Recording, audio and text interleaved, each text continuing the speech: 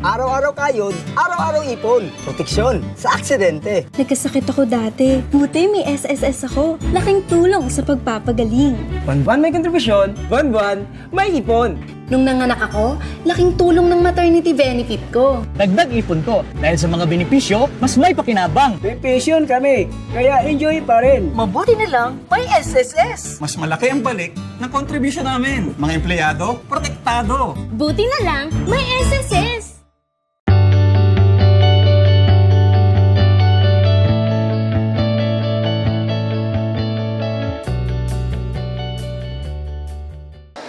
Maayong adlaw ug maayong bag-ong tuig.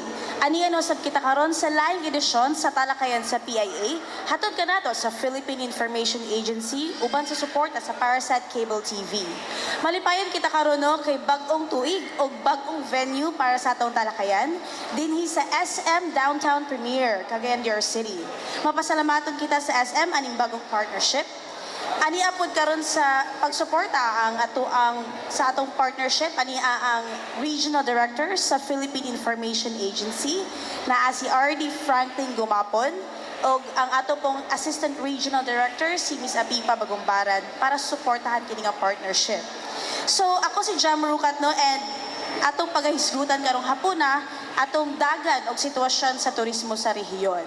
So atong kauban, we're so happy nga naa sila karon sa ato ang set sa venue nato. Kauban nato ang Regional Director sa Department of Tourism Region 10, Director Elaine Marie Onchuan.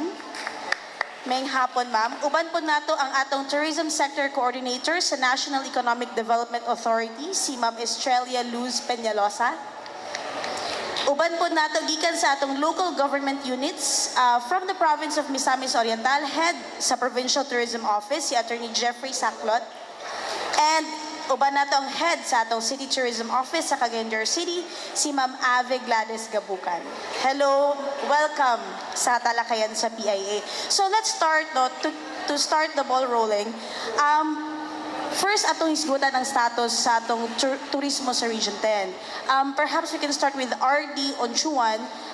Ma'am, kumusta atong tourist arrivals sa region? And then kasi sometimes when you speak of Mindanao, napabay notion nga like mahadlok ang mga tao.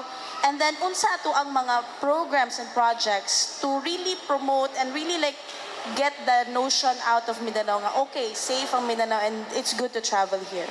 Okay, let me answer your first question regarding statistics. No, let me just run you through. Actually, nagdalag yun ko data so that we will have an idea. So, for 2016, actually, we had a total arrival of 2.6 million. 2.606155 to be exact. Of that number, 94,961 are foreign arrivals, and then 2.511194 ang domestic. So sa atong 2017, we still have partial data because we have been collating data until September. So far, for foreign arrivals, we have 65,510. And then for our domestic arrivals, we have 1,532,585. That's a total of 1,598,095. So actually, naagyud gihapon tayo arrivals. Although, I can say na when we had that Marawi crisis, we really had a hard time. We were hit by that crisis and the negative publicity that the whole of Mindanao has been getting. No, it's not just really actually Mindanao. The whole Philippines was also affected. Although our domestic tourists kept coming, we just had a lot of foreign travel advisories from the embassy, so they haven't really come here. So nigamay, but we still had some tourist arrivals. So the second question is, what are we doing for programs? No, last year we realized that the effect of this negative publicity on Mindanao. So the regional directors of Mindanao banded together. We met several times, and we actually had a branding workshop, and we decided to have a One Mindanao theme. Now, it's still in the works, but our budget for this year has already been approved. And instead of saying, let's come to Mindanao, which we found out during our workshop was not very viable right now, we decided to go with the tagline, Go South. So that, it's Southern Philippines, it's less, parang, it's more palatable. Kasi we discovered during our travels also in the trade fairs that when you say Mindanao, they won't even read your brochure. So that's really something, it really hit us also na much as we'd like, we love Mindanao, we're very, very proud of our heritage. But the thing is, in the foreign market, even in the local market, people from Manila, it's a fact that when they say Mindanao, they have an impression. Although, we're still trying to do that, pero medyo hard sell. So from a marketing perspective, we were thinking, okay, if we say this is a beautiful beach in the south, at least they'll take a look and then they'll judge for themselves later. Of course, we're going to disclose it's in Mindanao pa rin. But it's a marketing positioning for us. And that's a way also to, make them look first before, they have their negative thoughts. And then, of course, there are several steps na, of course, we have to debunk that Mindanao is a war zone, that our region, which is close to Marawi. Marawi is over, the war is over now. We have to communicate so many things. And of course, the media will be a big help. The Mindanao media, they've been helping us out also. Kasi I think everybody feels that it's also unfair that we have been getting this negative impression. But yun nga, so there are several approaches to that. So the One Mindanao coalition, what we call it, is very strong now, and Secretary Wanda supports it. So we're about to launch the Go South brand for the whole of Mindanao and market it as a whole destination. So, yan. So that's one of the program. Okay, thank you so much. So, Dili Gid Malikayan, Director, no, na since that crisis last year, it has really affected our tourism industry. And also, I think that's also a good marketing strategy where unahon sa nimo ang destination before you go to the place, because let's face it, diba, bumagi na siya ang mark notion, but we're trying to improve that. Okay, we also would like, we are discussing and always trying to promote tourism because this is one way of improving our economy.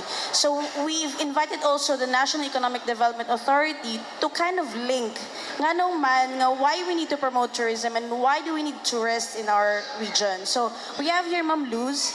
So NEDA is in charge of the planning for the region. Unsay nakita ma'am sa NEDA nga programa sa turismo nga dakong impact sa economy, and then unsa ang nakaset nga plan for tourism this year? Thank you for that question, Ms. Jam. Essentially, we have seen tourism really as a development strategy, along poverty reduction, especially in our rural areas. Kasi you don't need so much resources. So like we have our natural resources which foreign and even domestic tourists are enticed to visit. So, and then secondly also, it utilizes people. We are so rich in terms of our human resource, and it requires not really so much skills. So kami sa NEDA, that is why we were promoting tourism. We are promoting tourism really as to in terms of rural development. So at the level of the region, so we are very proactive in encouraging the local governments, the provinces, so in terms of really helping them prepare their destinations in terms of generating programs, projects. So actually sa ato ang we call it a regional development investment program kung sa along tourism, daghan kay tag mga proyekto nga gi-submit from the provincial level, which ato apasad sa region is lobbying really for funding and implementation. And we are glad that the Department of Tourism and the cities also and provinces are very supportive in this endeavor. So mo na ato ang plano for the region. Alright, thank you so much, Ma'am Luz. So, of course, we've invited as well our province and our city sa tourism, because usagid sa prime movers sa tourism is our LGUs, because we know na sila gid ang ga-implement sa program. They are on the ground. So magsugod ta sa province and then sa city, ma'am. Kung unsa ang mga lakang aron mainggan ang mga tourists to go to, for example, Miss Or, and then for the city. Attorney Sakto. Yes, Jam. Thank you and good afternoon to our viewers. Ang tourism program is actually the flagship program of Governor Bambi Emmanuel, and we are very much excited and thankful na gitutukan na gid siya ng industry, specifically sa province of Misamis Oriental. And for the information of everyone, tourism has already been, the tourism department has already been created in the province of Misamis Oriental as a regular department. So it is no longer under the office of the governor, unlike sa other nga mga local government units. And that is one proof na i-empower gid ang tourism office for it to be able to achieve its target, no, sa iyang tourism program for the province.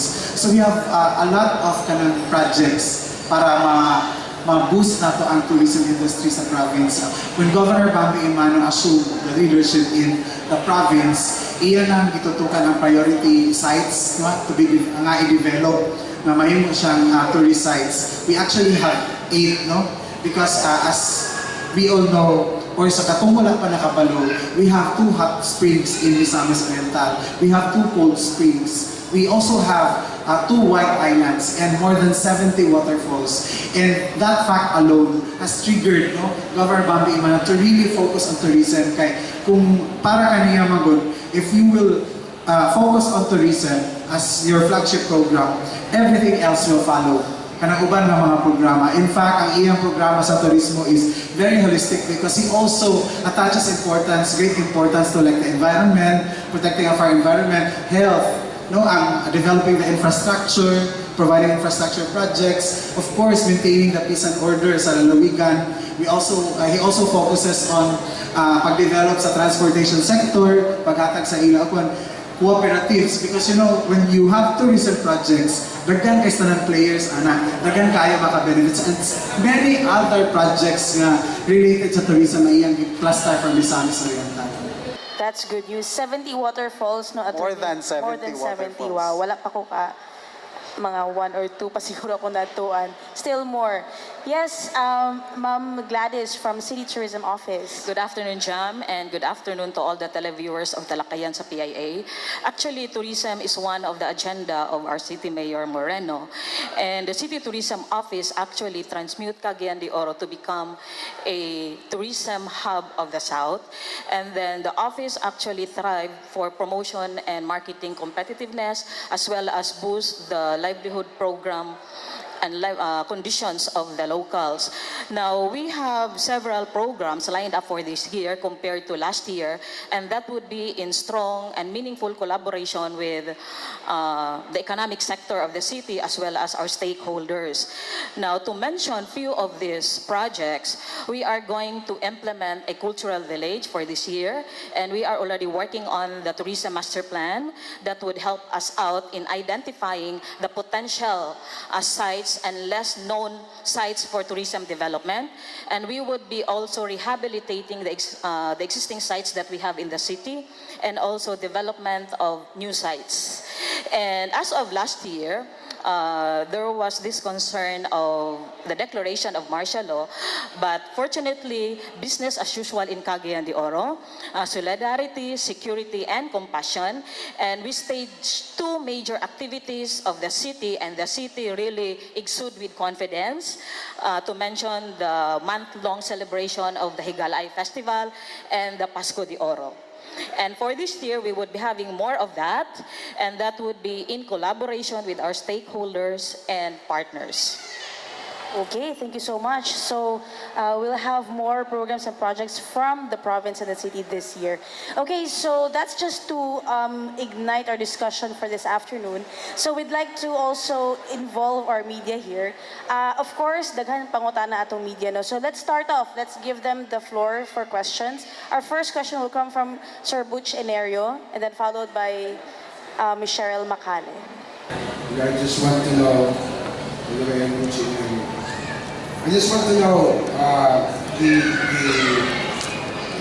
pre-martial law and the martial law times when it comes to hotel occupancy, and how many are now without jobs just because of the martial law regional thing that other outside Mindanao are trying to see us as something like kubot na isla. So, kumusta na ato ng hotel industry mo? So, bayan pa ka. Especially daghan ang katurok karon nga panubo ng hotel na wala kasiguruhan sa ilang revenue because of martial law and of course the effect of Malawi crisis. Okay, Sir Butch, let me answer that question. Fortunately, no, the effect of the Marawi crisis was, it had an effect on especially the hotel and restaurant industry because of the cancellations. But fortunately, that was kind of short. Right now, actually, from the time the Marawi crisis began, there was kind of a lull, couple of months. But then after that, because of all the humanitarian work also, like Iligan has been fully booked, and Cagayan de Oro has been fully booked. You've been seeing a lot of foreigners. As a matter of fact, we had one group from Rotary led by Secretary Alunan who actually comes here almost every month to go and have humanitarian missions for the Marawi area. So nakatabang po hinoon sad, but for a while, there was really a scare. People were scared to come here. So Lux Hotel reported more than 1 million cancellations for mga convention and everything. But that was only for a couple of months. We have the statistics for that, and we can actually provide you with that. But right now, I don't think that any of the hotels or the restaurants closed, no. So we just had a slow time for a while. But right now, talaga, even people actually have been calling us, complaining about the problem that they cannot book any hotel in Iligan right now. So yun. So for Iligan, okay. For Cagayan de Oro also, because since they actually come here also for those efforts. So nakatabang gihapon siya lugar. But with regards to, I think, people without jobs, so far we don't have that data, but we'll take a look. But so far we haven't had any report of closures as of now. Yes, Sir Froilan. Marawi, I think the closure was only 3 days, 2 days. Because all the reporters from the international and national trade, in fact, Iligan was practically booked. And those who went down sa Pian sa Marawi, booked yung Talakayan. So I don't think there was even a room problem of the shortage in the occupancy in Cagayan de Oro. Puno kayo na eh. Actually, sir, ang naapektuhan were the conventions that were booked. They canceled manggod. There were several conventions that canceled. So medyo motong ilang gi-report nga loss. I think na-cancel because declared curfew from 8 o'clock. Yeah. 8 o'clock ang Iligan. Well, Cagayan de Oro did not. But napektuhan nga ako I think sa... Yeah.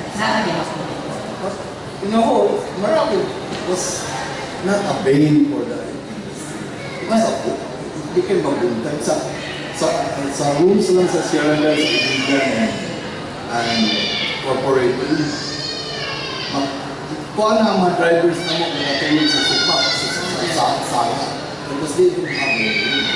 Even now, actually, people are still coming. So After we left, ayun nga, tama ka, the NGOs came, hanggang ngayon, book pa yan lahat. So really, most of the ones that have been reported to us were cancellations of conventions and events. But the rooming, there was an influx because of the humanitarian work in Marawi and of course the media coverage. How much did the hotels earn? Well, earn?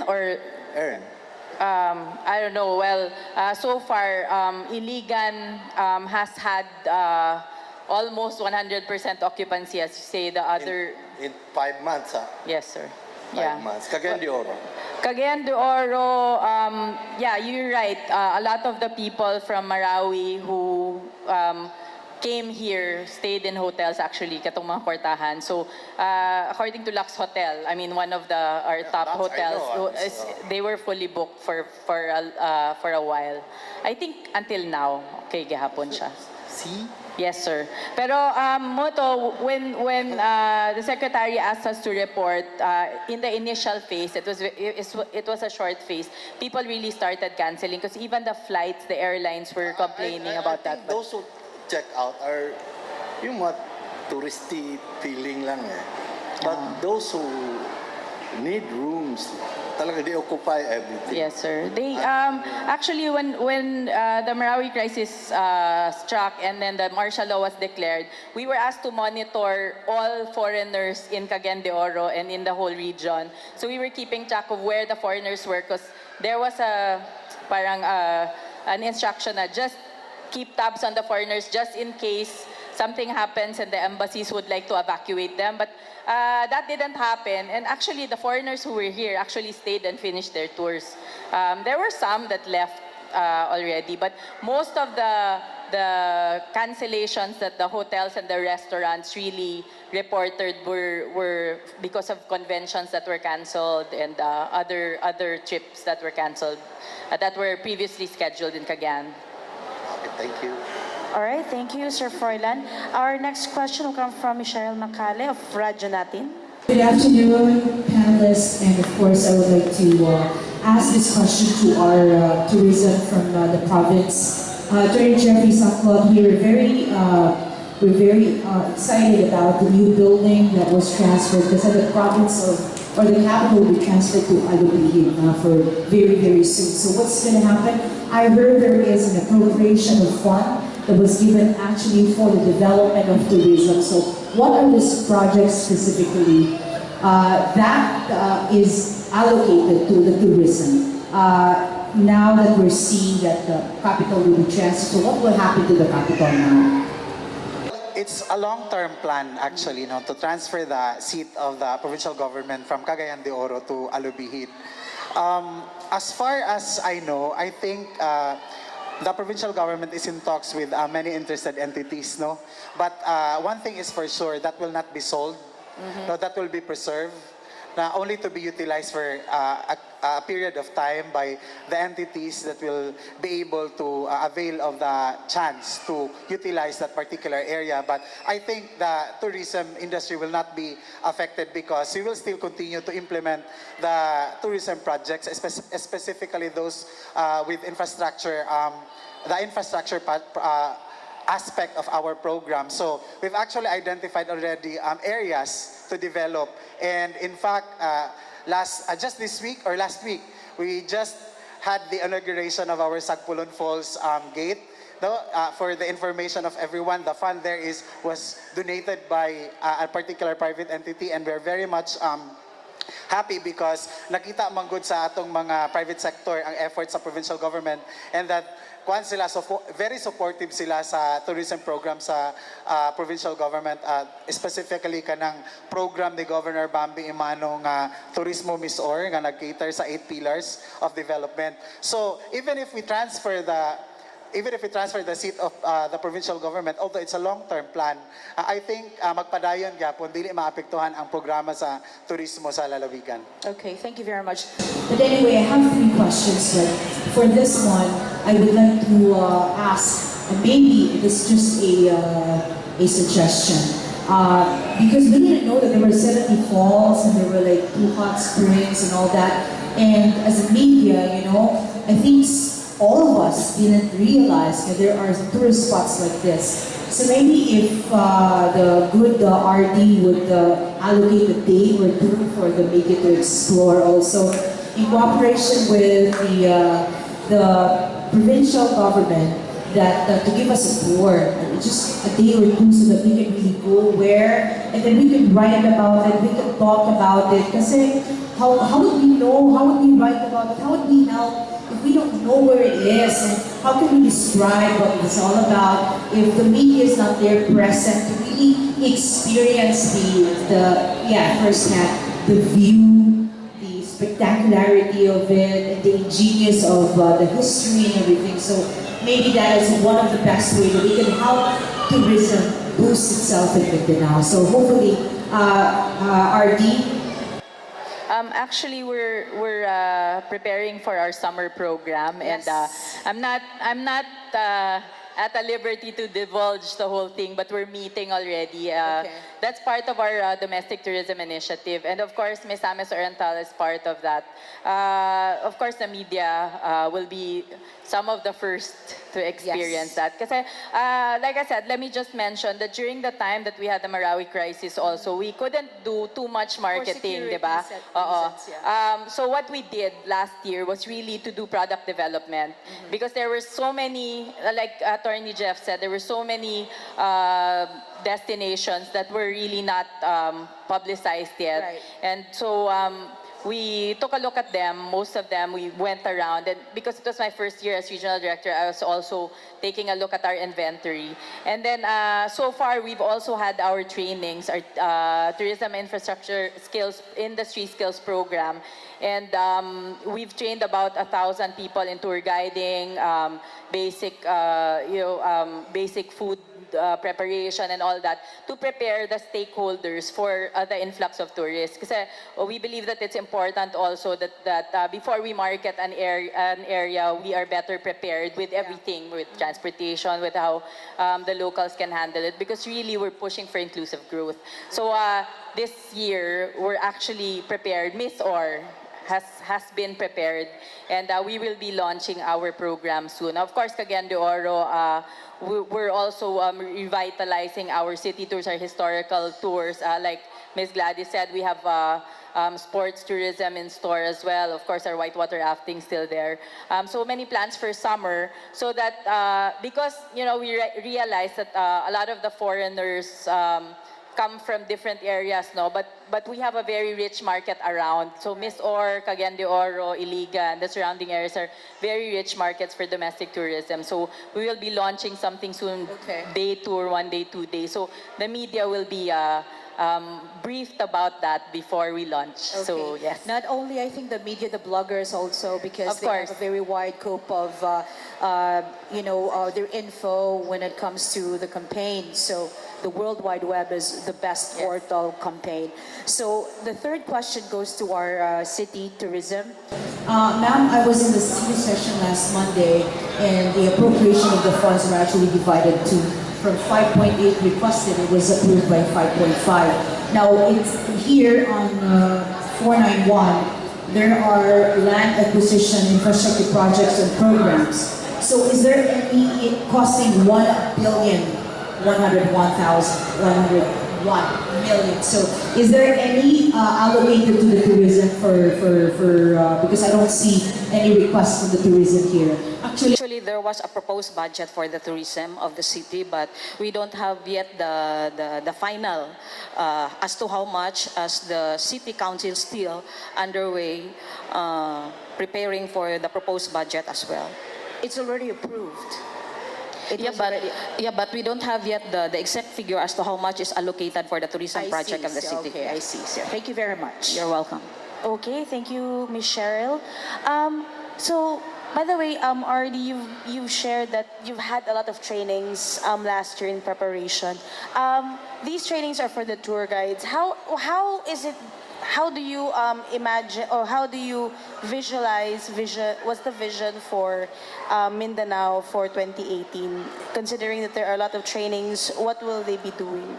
Well, actually, to be exact, no, we have 2 training programs. Our regular training, which we extend to our accredited agencies. And also, we had a new program under Secretary Teo, which was called the Tourism Industry Skills Program, or TISP.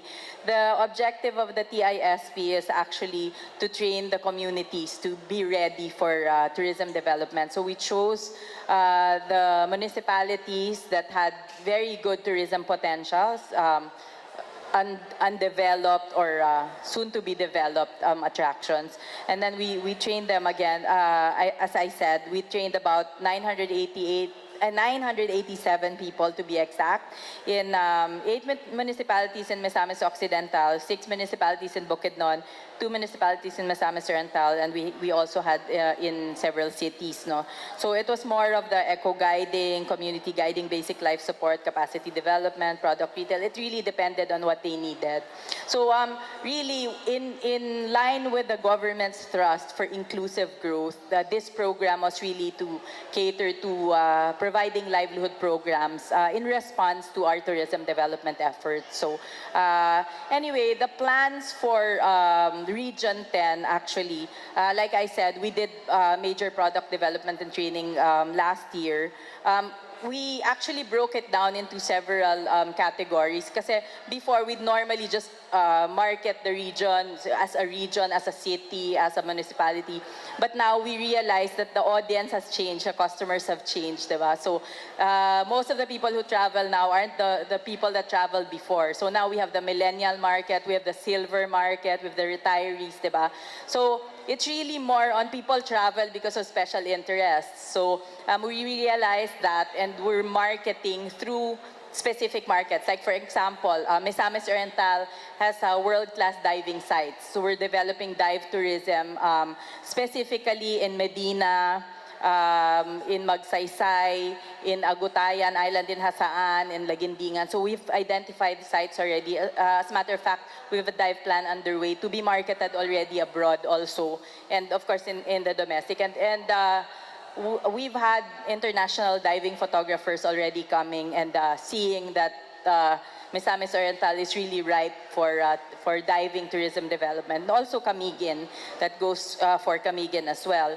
Of course, we also have our faith tourism. Our Divine Mercy Shrine is very popular. In Bukidnon, we have the monastery, among other things. Our farm tourism, we're pushing that with the DA. There's already a law for farm tourism, and there's going to be a farm tourism council with a different agency. So we're pushing that as well. Food security and tourism, which go hand in hand. Of course, our adventure and sports tourism with the Hilayan, or whitewater rafting, with all of the elements for adventure tourism in our region, and also cultural and historical tourism. We have some spots. Of course, our 7 tribes of Bukidnon, our Higaonons, our Maranaos, and something new, halal tourism also. We're taking a look at the halal food industry and the tourists that would like to see halal food, and of course our Maranao culture also. So basically, there's like stuff going on. And then also for our connectivity, we've already been declared as the 7th hub of Cebu Pacific. So we have connecting flights to Boracay, with Bohol, with Iloilo, Bacolod, Zamboanga, also Bohol, diba? So, and we also have that Go Mindanao bus, which you were asking about. It's a tourist bus, tourist type bus that caters to it's kind of like the hop-on, hop-off buses of other countries, where the tourists can buy one ticket and then go to a tourist destination, stop there for 2 days, and then hop on the bus again. So the initial route is Cagayan de Oro and Davao. So we will be stopping in Hasaan. We'll be stopping from Cagayan de Oro to Bukidnon to Davao. So we have Manolo, Fortich, Valencia. And then on the other side naman, we also have Hasaan and Hingoog. That's another route that they're developing. So TIEZA will be giving tourist information centers also specifically for that. So those are some of the things that we're working on. Well, I think because we posted po, Director, video about the Go Mindanao bus, and I think it has gotten positive responses from people. Kasi one of the things, personal observation is it's hard to go to a tourist spot, especially if it's far away and you don't have any transpo services. So that's one good project for this year. By the way, there's question po from our Facebook, because we're live on Facebook, from Richard Ayan Maniego. So we want to know any plan for Misamis Occidental in relation to tourism. Ozamis City is eyeing to explore in sports tourism program. Actually, we spent a lot of time in Misamis Occidental, and we really actually discovered there's so much in Miss Oc, no? So we have historical tourism, we have the fort in Ozamis, we have the faith tourism also. Sa Pangdalaga, we have a Jesus Christ statue that looks like Corcovado, amazing views. of course, in Oroqueta, we have dolphin watching, for those who don't know. And this is not the dolphin watching before na in Moab that the dolphins were captive. This is open sea. So we've identified with the fishermen already where the dolphins are. We're developing that program also. Of course, history, you have your Jimenez town, which has 101 old houses and an 18th century church. And then so many more. Baubawon Park, which is a beach, Babawan Beach, which is sits on a 208 hectare mangrove with a white sand beach to Mershag Boracay na wala pa na-develop. So many things in Misamis Occidental going on. But still, we're working with the provincial tourism government and the local government to make everything ready. Okay, thank you for that. All right, do we have any more questions from our media? Okay, so the tourism is really one of the things that we need to improve. How about, do you have any plans for how to come up with a social media kind of marketing strategy for tourism?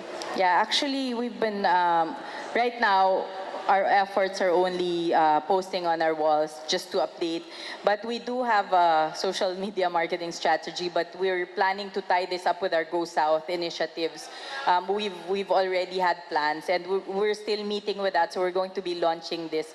But as of now, we have reached out to some of the bloggers, and also si Colas and si Finn Snow have been helping us out also, so that's really a good, we appreciate those efforts because they, well, according to both of them, they fell in love with Northern Mindanao. So we've been taking them around. That's a big plus. But of course, we'd like the media to help out. That's going to be a very big help. And yes, Ms. Sherry, we will take you around. And of course, the bloggers also. So we need a lot of help. So I think we have a commitment there. Thank you. Yes. Okay, thank you so much. Yes, sir. And then Sir Butch. Hello, this is Kudala. I would address this question to the Superwoman RP. We went to Joyo River. What are the plans, especially sa Pangalaga? You were telling us something. We just want you to elucidate further what's going to happen to that place. Just like Lubbock River, and also one fake tourism destination about two, the Hipotlobe Philippines, the Holy Land. I just want to know the development there. Yes, sir. Okay. Okay, with the Joyo River, I actually forgot this, but this is one of our major programs for our sector. We launched Ilog Tourism, which is river tourism for inclusive growth, and fortunately, among, I think, more than 50 rivers in Mindanao, ours was chosen, Misamis Occidental in Sapang Dalaga, the Joyo River was chosen as our pilot. It's a very, very nice river cruise. Actually, a lot of the people that we took there, Sir Joe was there also after the Fiesta of Zamis. It's really world class, and I think the media will really appreciate it because everybody that we took there, actually, even the foreigners, even si Finn Snow was there, si Colas was there, you see it in the videos.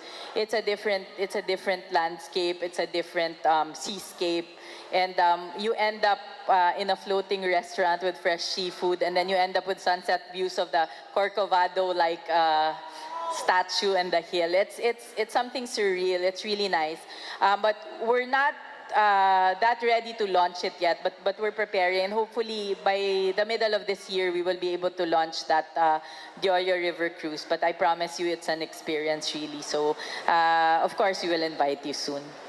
At your city, when it comes to our whitewater rafting, kumusta na? Kaya lumulubog ako suba karon murag wapo kay rafting. So murag hihinay man siguro akong pangantaw kay pilihan man ako ng usa sa mga operator. So maring kamay naman lang ang nagkakarga na raft sa iyang sakyanan. So kumusta po anak, what other destination sa Cagayan de Oro City that the Cagayanos should know and go to aside from the restaurants sa mga mountain tops or hindi sa atong mga mountain restaurants. So, kaya yung Cagayan de Oro, minsan lahat. Kaya kung wala pa itong whitewater rafting sa una, wala may katibag o Cagayan, kung sa inaas sa Cagayan na tourist destination.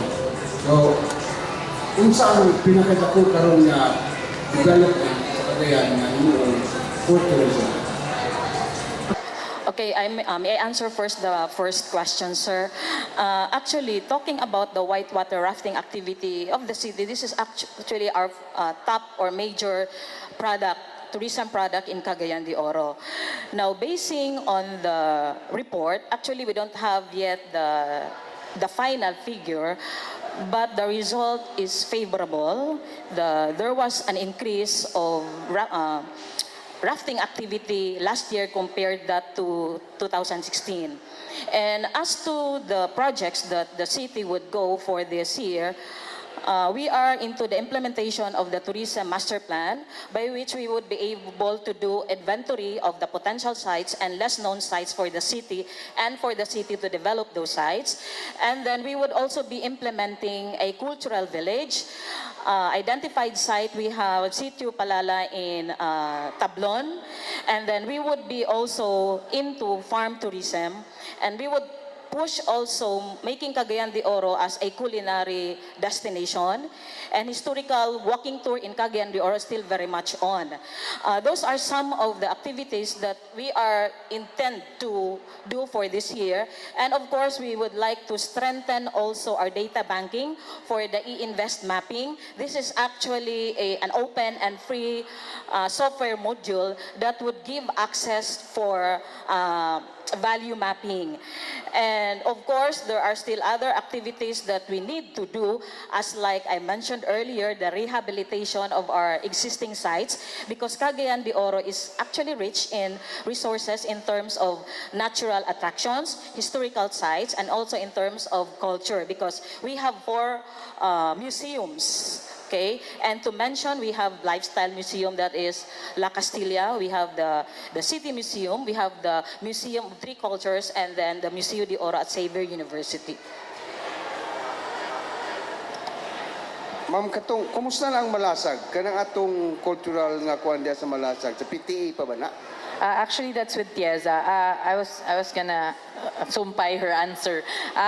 Actually, I already spoke with the new COO of Tieza, si Pocholo Paragas.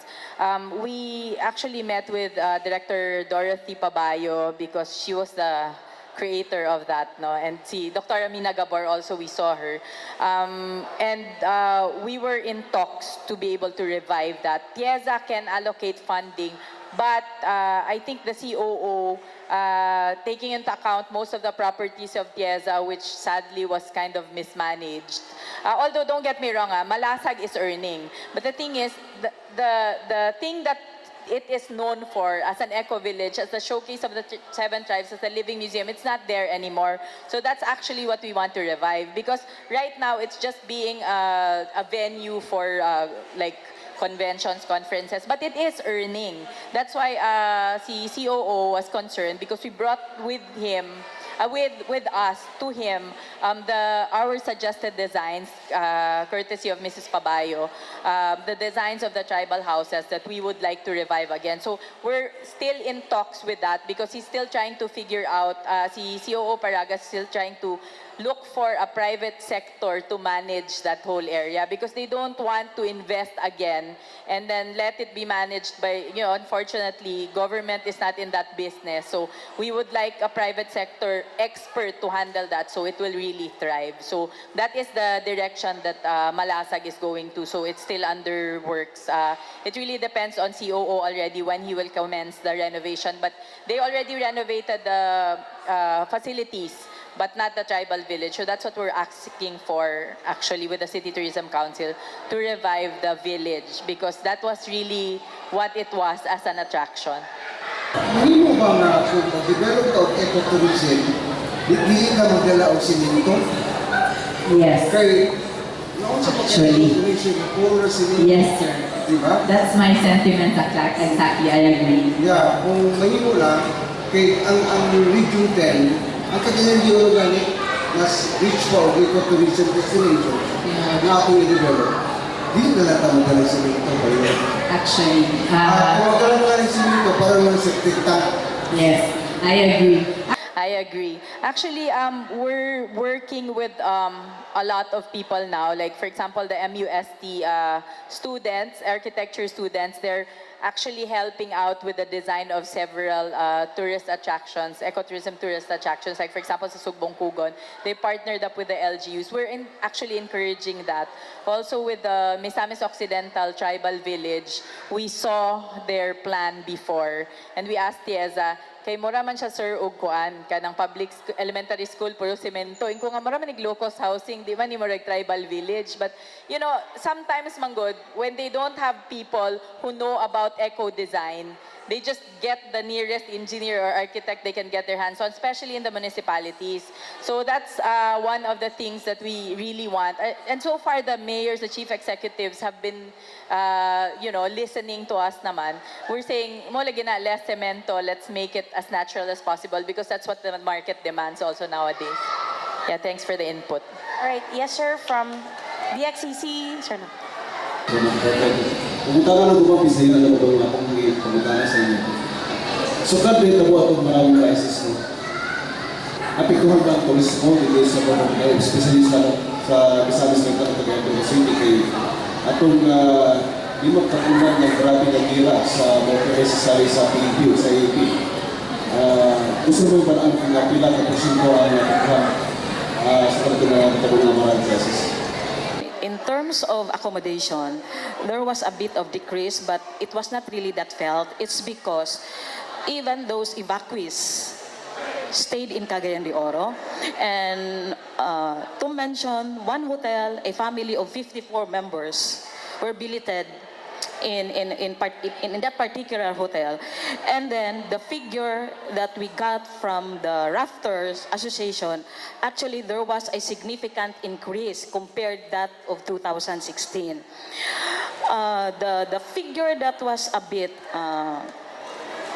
not really favorable is on the convention activity because there was a decline in terms of national events and hosting of national conferences and convention because of those travel advisory and travel ban. Well, in the case of Misamis Oriental, I don't think it was affected, no? But except, of course, for the fact that the airport is situated in Misamis Oriental, there were cancellation, no, sa mga flights sa katong gustong tamuan sa kuan, but that was just for a short period of time. In fact, dagan na din ang giani as actually that was already explained by RD May a while back nga dagan kayo gianhi for humanitarian works, media coverage, no. So na dali ra kay siya na recover, no, ang pag-cancel atong mga flights kay ang influx dayon atong mga involved nga mga personalities, grabe man. No, but in the case of Misamis Oriental, as far as the operation of the restaurants or the hotels nga naa sa Misamis Oriental, wala man siya na-apekto. In fact, right after the Marawi crisis, di ba, there was a declaration of martial law. In fact, we invited guests from Luzon, no? I'd just like to point out one particular example. During the Miss Philippines Earth 2017, we invited actually some of the candidates. There were about 16 of them who came here, and they found out nga dili man hadlok sa Misamis Oriental. They actually felt safe. No, the presence, the visibility of the police personnel in Misamis Oriental made them feel nga they're safe. No, and nawala ang ilang notion bitaw ka at first nagstorya gid sila sa amuha nga murag they were kind of afraid in coming here to Misamis Oriental when they were identified as some of the delegates to come here, no, kay murag gi-declare lagi ang martial law, and then there was that Marawi crisis. But when they came here, when they arrived, they felt that they are safe. Ang hospitality sa mga Misamisnons, they were warmly received by the Misamisnons, and then they even said during the press conference, I think some of the members of the press here were present during the press conference, they even promised and committed nga pagbalik nila sa ilang mga lugar and even sa ilang mga Facebook accounts, no, sa ilang wall, ilang i-promote ang Misamis Oriental as one of the safest places, no, sa Mindanao. Okay, yes, question. Sir, then Sir Butch. I am an former of RPN CEO TV5. in connection with the safety or security of our tourists, I would like to clarify how many percent safe they are if they will visit Mindanao, especially we have almost 70 tourist destinations. Is it right? More than 70 waterfalls. Okay, more than 70 waterfalls. Then, is there any records that even one tourist spot which is not perfectly safe, since we have tourist spots which is very remote and far from cities, right? So, just want to clarify if is there any tourist spot that is not totally safe to visit? That's what I want to clarify. Yes. Actually, I think anywhere in the world, no, everywhere you go, there's a certain percentage that you're going to get into an accident or something. We really can't determine that because there's always a risk when you travel, no. But like one of our American friends said when he was here, I think you have a bigger chance of getting hit by a jeepney rather than being kidnapped or something happened to you by some kind of terrorist or whatever what the impression is, no, which is actually true. And I don't think there's a perfectly safe area anywhere in the world. We have attacks and whatever, diba? It really depends on you. Now, I think what you wanted to ask din siguro, what you meant to ask was that how do tourists feel when they come here, no? General impression when we ask Europeans, even people from Manila, they're like, ay, kuya, mo man diha, Mindanao, ingonana. But, you know, it's really changing with the social media and all that. And we've been asking even our friends na, you know, show naman the good side of Mindanao. Show us, you know, what you love about it. So, and you know, many people are coming out with so many things. Like, people have been posting about martial love instead of martial law. And then, kay mangutan naman ng mga tao sa amo nga, ngano ka party man mo diya, di ba naman may curfew or na may martial law? I mean, you know, martial law is not that bad. It depends on the interpretation also. But anyway, let me just say that so far, we haven't had any real incidents of terrorism or kidnapping, if that's what you mean, or being harassed. Siguro na occasional, basi na foreigner na ma-hold up or ma-dili suklian or ilaron sa taxi or whatever. But so far, no incidents in Mindanao naman na ano, I mean, of course, except sa Marawi kay ano, what happened there was war, no? And then one of the things that the indicator for me that the foreigners have a better impression of Mindanao is when the Miss Universe organization sent their candidates to us. Because we had 8 candidates in Camiguin, and they had a security, of course, and then they had one security, and then one manager there, and there were 8 girls there, all Miss Universe candidates, and they were going around Camiguin, and we said, didn't you feel scared to go to Mindanao? And they said, no. You know, they were so glad to get out of Manila, and you know, they saw all of these beautiful, yan, mas safe lagi ko no dire sa Manila. They were so happy to see what Camiguin was, and when we showed them all the other areas of Mindanao, we were talking about the diving in Misamis Oriental, which was just right across, tudlo na ako. They actually said, you know, we wouldn't mind coming here with our family and friends, and you know, safety to them is just a perception. I think one of the reasons just keeping the foreigners from coming here is when you have a travel advisory in your embassy and something happens to you, your insurance won't cover you. So even if natakilpo ka lang or naligsan ka or na-hospital ka, your insurance won't cover. I think they're more scared of that, paying for hospitalization or something, rather than really coming here and, you know, kung feeling safe ba sila or dili. Because most of the time, the foreigners are saying, wala man day problema, what's all the fuss about? So, ano siya. Thank you for that wonderful answer, ma'am. All right. Yeah, that's true, diba? Sir Butcha then Sir Freud, kinsa sa inyo Napakoy sa concern. Napakoy sa concern. Kini pagbalhin sa atong trip from Upon to Hiligin. Kung sinit na po, sa effect sa anak sa kalinguan. Okay, para sa ato Cagayan de Oro, from Upon to Camiguin, mas okay. Kaysa mubihay patakaw sa kalinguan.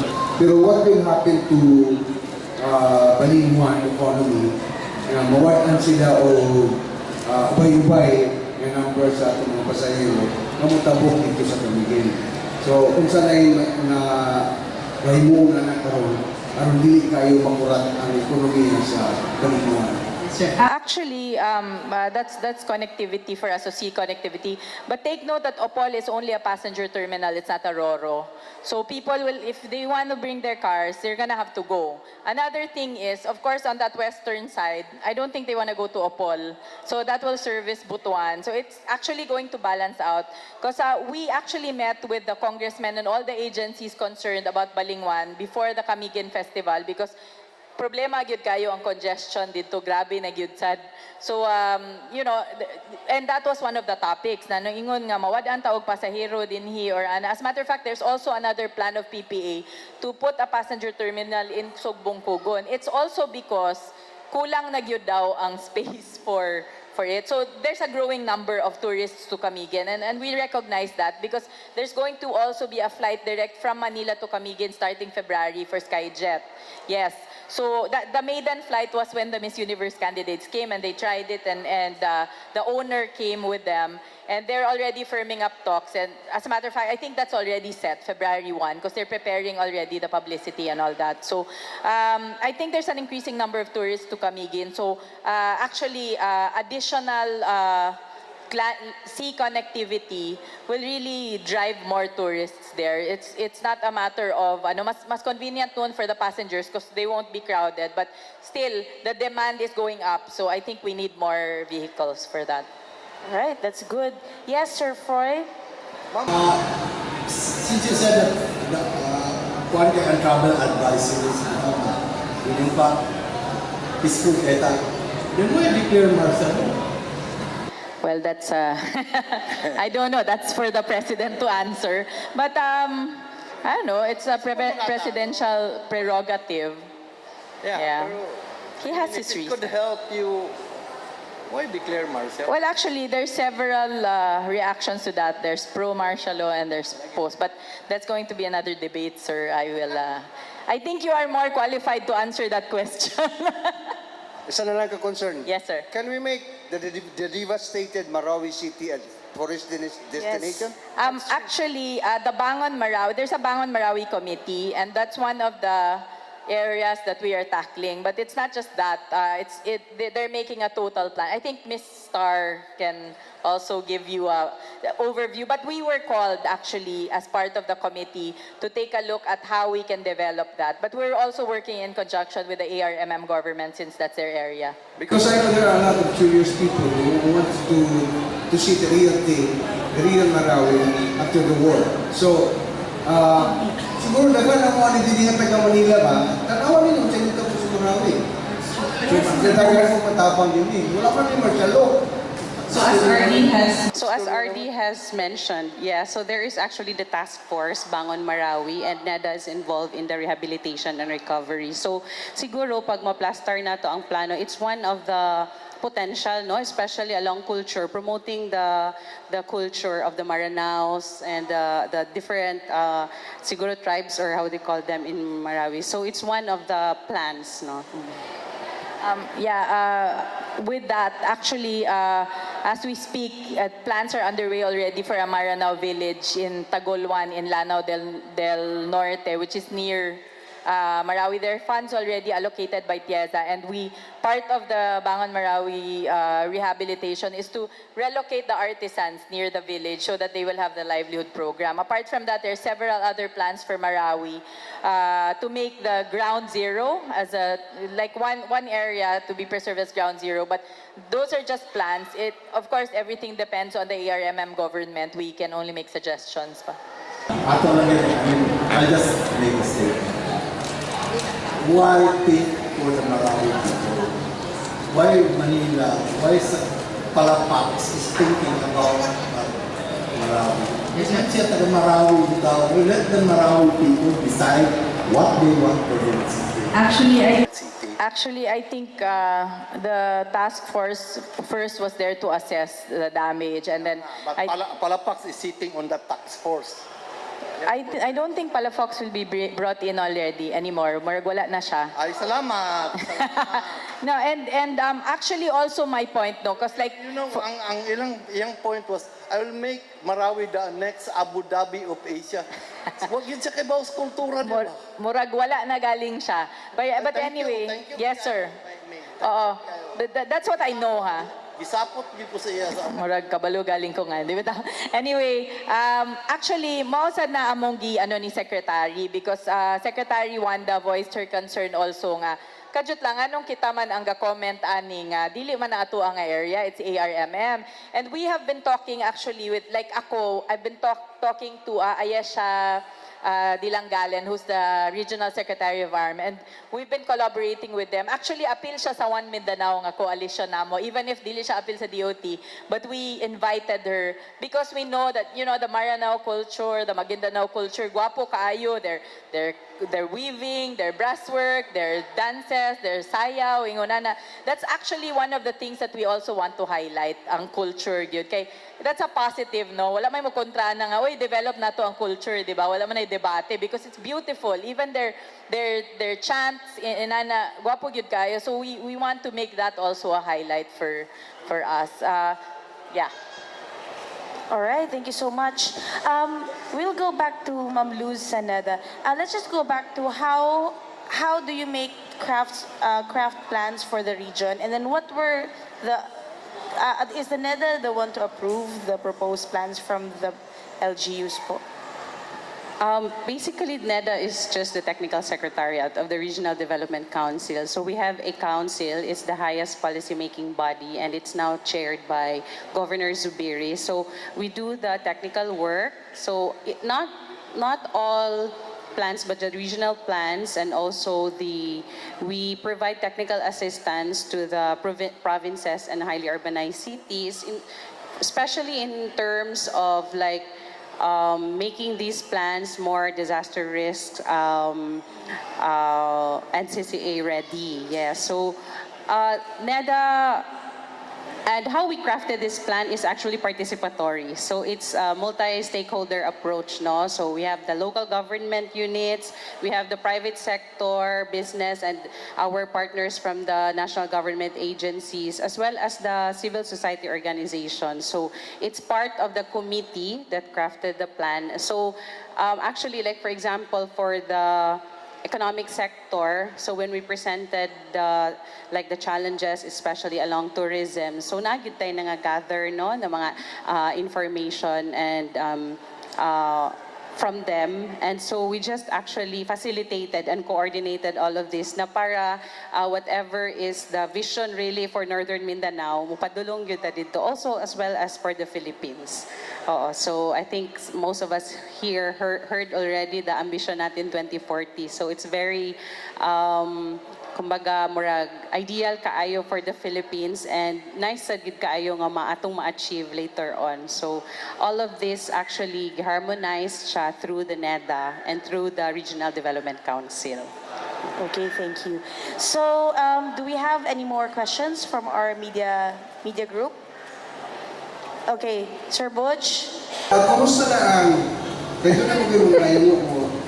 Ang sakay ng aeroplano, ang destination sa Cagayan de Oro, ang dunggo, Lagindingan. So ang Lagindingan karon, gaya mo, ano, Cagayan de Oro ba niya? Hindi naman Cagayan de Oro, Lagindingan ba niya? So, kung saan ko nagkaroon pa-apis sa mga taga-Lagindingan na dili sila mga lala, na ang destination is Lagindingan, not Cagayan de Oro. Kaya saan sa yung talaga na Lagindingan? I think, thank you for that question. I think it's no longer an issue now. Kay ako, bago lang ako gikan sa Cebu, and kato akong gikan po ko sa Manila, pag tugpag yun sa aeroplano, muingon na gid sila nga, welcome to Lagindingan Airport, Misamis Oriental. Maana na gid sila, not Cagayan de Oro. Although ang coding, CDO pa, pero dili mo guna siya basta-basta mausap, kaya naman ang international nga implication, no? Karang implication sa international nga, ang impact niya internationally. So, Pero as far as the identity of the airport is concerned, gina-announce na yun sa mga airlines, no? Na kung when they nag-touchdown na sila sa Lagindingan, they really announce nga they're already in Lagindingan, Misamis Oriental.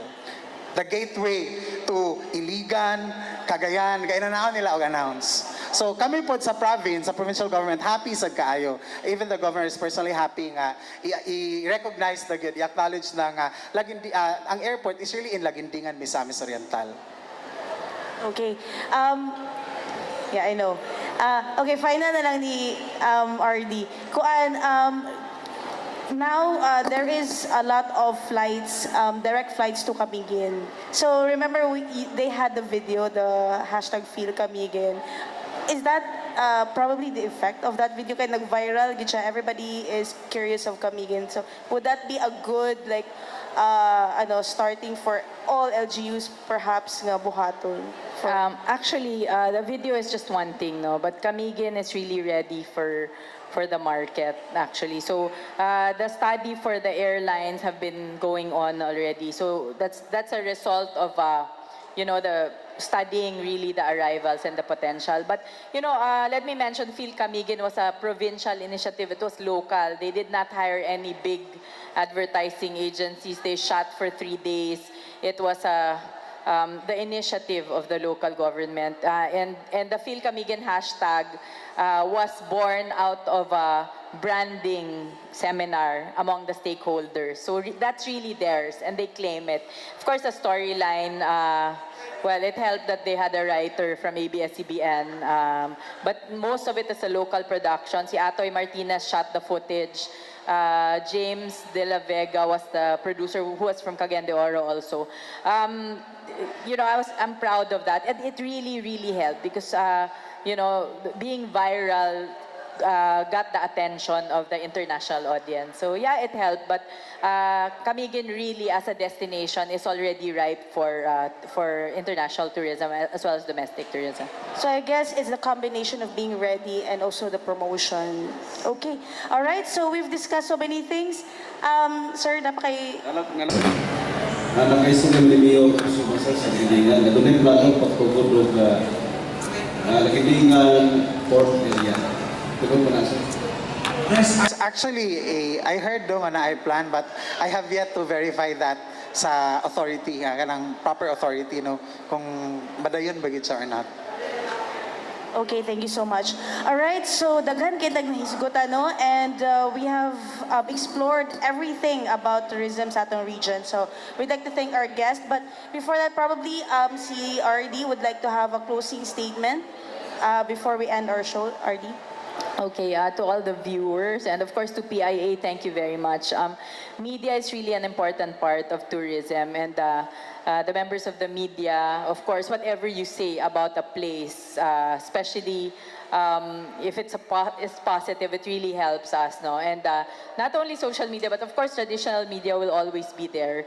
And we really need help for Mindanao, for our region, and who better to tell our positive stories and members of the media and of course our family and friends. So we just keep on sharing the good news about our beautiful spots, about the hospitality of our people, of course our good food and everything else, no, that we can see.